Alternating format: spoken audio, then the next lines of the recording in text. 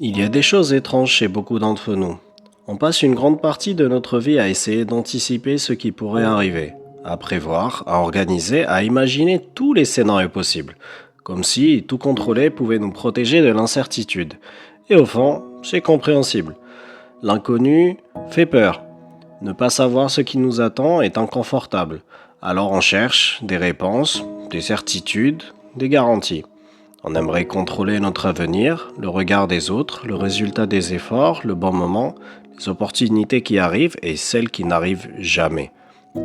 Mais plus on essaie de tenir tout entre nos mains, plus on réalise qu'elles finissent par se fatiguer. Parce qu'il y a une différence entre être acteur de sa vie et vouloir en contrôler tous les détails.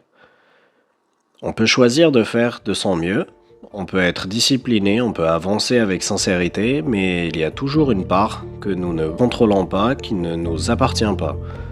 Accepter cela n'est pas abandonner. Ce n'est pas renoncer à ses rêves, c'est simplement reconnaître que certaines choses ne dépendent pas de nous. Et c'est souvent à cet endroit précis que naît le lâcher-prise.